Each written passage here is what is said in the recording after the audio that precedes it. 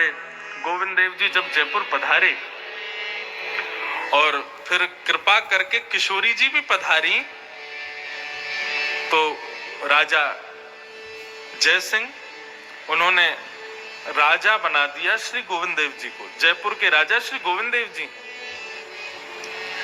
और राजा बना करके कहा कि प्रभु मैं आपका दास, मैं आपका सेवक, आज से जयपुर के राजा आप हैं। दोनों श्यामाजू और श्याम सुंदर दोनों राजा बनकर के बैठे। लेकिन एक दिन श्याम सुंदर रात्रि में किशोरी जी से बोले, गोविंद देव जी किशोरी जी से बोले कि यहाँ तो राजा बना के हमको बैठा दिया है, सिर पर जो है बढ़िया मुकुट धारण करा दिया है और राजा ने अपने ही महल में ला करके हमको विराजमान कर दिया है, लेकिन हमारो मन तो चोरी करवे को है रोए। किशोरी जी बोल गई राजा बन गए हो, फिर वो चोरी करवे की तुम्हारी आदत जा नहीं रही है। ठाकुर जी बोले राजा बन गए, स्वभाव थोड़ी राजा बनाए, हमारा स्वभाव तो वही है।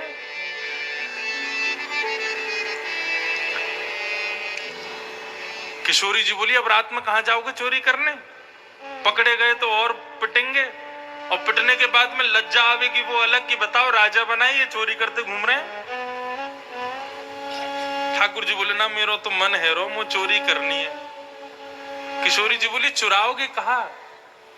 बोले पास में एक बगीचा है, वहां बढ़िया अनार लग रहे हैं, मुंह को सुगंधी आ गई है, मैं अनार चोरी करवे जाऊंगा, अनार चोरी करवे जाऊंगा। किशोरी जी बोली तो फिर जाओ, मुझसे कहा पूछ रहे हो? ठाकुर जी बोले अरे आप भी बड़ी भोरी हो, चोरी करवे जाऊं तो सखा संग में चाहिए, अब यहाँ कोई सखा तो है ना, आप ही चलो संग में। किशोरी जी बोली हम तो डूबेंगे सनम, तुमको भी ले डूबेंगे, अकेले और ना जाओगे, मुंह को लेके और जाओगे संग में। हमारे गोविंद देव जी सोई बोले नहीं किशोरी जी चलो चोरी करवे चलो। गोविंद देव जी चोरी करने गए, अर्धरात्रि का समय, किशोरी जी साथ में गईं। बगीचे में प्रवेश किया, बढ़िया सुंदर अनार के वृक्ष लगे थे।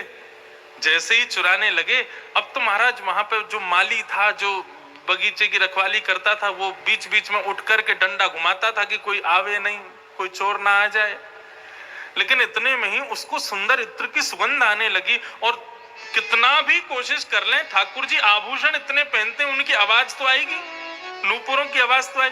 गोविंद देव जी के चरणों का दर्शन करो, कितने सारे नूपुर पहनते हैं चरणों में। अब बेचारे जैसे तैसे पाम पकड़ के आए तो सही, धीरे धीरे चल के कि कहीं आवाज नहीं आ जाए, लेकिन फिर भी थोड़ी बहुत हलचल तो माली को पता चल गई। माली ने इतने में ही उसको लगा कि कोई आया, अंधेरा हो रहा था, उठाया डंडा, पीछे भागा, अरे भागो कौन आया, चोर। गोविंद देव जी बोले अरे अरे जल्दी भागो। तो इतने में ही एक अनार तोड़ करके अपने गोजा में धर, गोजा बोलते हैं जेब को, गोविंद देव जी ने जेब में रखो, किशोरी जी के हाथ पकड़े और दौड़े महाराज, सीधे दौड़ करके आए और आकर के अपनी ब्रह्म वेदी पर विराजमान हो गए।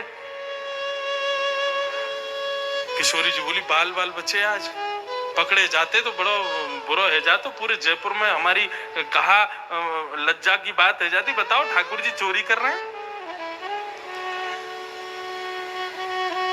प्रातः काल का समय हुआ, जैसे ही मंगला आरती के लिए गुसाई जी पहुंचे, गुसाई जी ने जैसे ही कपाट खोले तो क्या देखा, ठाकुर जी के सारे आभूषण अस्त व्यस्त, और जो वस्त्र रात्रि में पहनाए थे वो जगह जगह से फटे हुए हैं, किशोरी जी के वस्त्र भी फटे हुए हैं। उन्होंने आरती तो कर दी, आरती के बाद पर्दा लगा करके हाथ जोड़ के प्रार्थना की, जय जय आपके वस्त्र कैसे विदीर्ण हो गए, आपके श्रृंगार कैसे अस्त व्यस्त हो गए, क्या भाव रहा। तो ठाकुर जी बात करते थे पुजारी जी से, तो गोविंद देव जी बोले कछु ना, बस वो रात में कोई चुईया आ गई यहाँ पे, वहां ने चढ़ के हमारे सब वस्त्र फाड़ दिए। किशोरी जी बोली झूठ बोल रहे हैं, ये कोई चुईया ना आई है। तो फिर कहा गया, बोले ये चोरी करवे गए रात में। गोसाई जी बोले ओ चोरी करवे गए आप? अरे तो बोले तो कहा है कि कौन से कोई के धन की चोरी करके आए, फल चोरी करके लाए। अच्छा कौन सा फल पाए हो ठाकुर जी?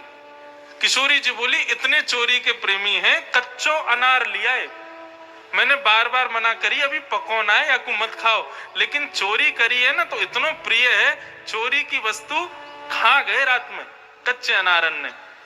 अच्छा अनार खाओ, छिलका कहाँ है?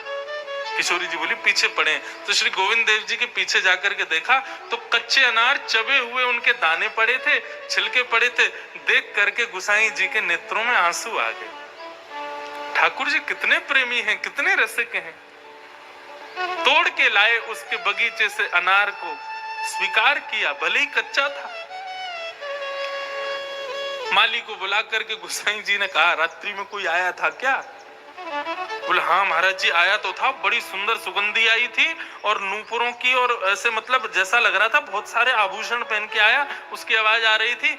गुसाई जी ने उसको हृदय से लगाया। बोले तू बड़भागी है भैया, तेरे द्वार तेरे बगीचा में कोई और नहीं आया, साक्षात गोविंद देव जी रात्रि में पधारे। माली इतना रोया, इतना रोया। बोले बड़भागी तो हूं कि मेरे बगीचे में ठाकुर जी आए, लेकिन दुर्भाग्य मेरा कि दुनिया माला पहनाने के लिए दौड़ती, मैं डंडा लेके भागा पीछे। गुसाई जी ने समझाया, बोले चिंता क्यों करता है, डंडा लेके या तो यशोदा भागी थी या तू भागा है, कि तुझ पर कृपा है श्याम सुंदर की। कुम्मन दास जी का पद है, बहुत अच्छा पद है। तू है सखी बड़ भाग बड़ी, नंदलाल तेरे घर आवत है। तू है सखी बड़ भाग बड़ी, नंदलाल तेरे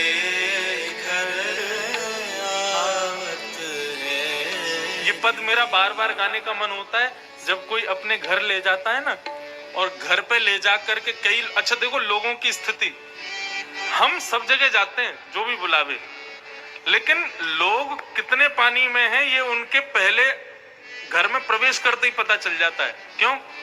अगर उसने घुसते ही ये बोला ये मेरा बेटा, ये मेरी बेटी, ये मेरी पत्नी, ये मेरी माँ, ये मेरे पिताजी, ये मेरे सब, समझ जाओ कि ऐसा ही है, संसारी है। लेकिन घर में प्रवेश करते ही कहे महाराज जी ये मेरे ठाकुर जी हैं, ये मेरे श्याम सुंदर हैं, ये मेरे लाल जी हैं, घर में प्रवेश करते उनको दिखावे, समझ जाना वैष्णव है। ये वैष्णव का लक्षण है। वो घर में आए हुए संतों को, अतिथियों को किसी से नहीं मिलवाता, सबसे पहले अपने ठाकुर जी से मिलवाता है। और जब कोई अपने ठाकुर जी से मिलवाता है ना, तब मन में यही भाव कुम्मन दास जी का आता है, तू है सखी बड़ भाग बड़ी, नंदलाल तेरे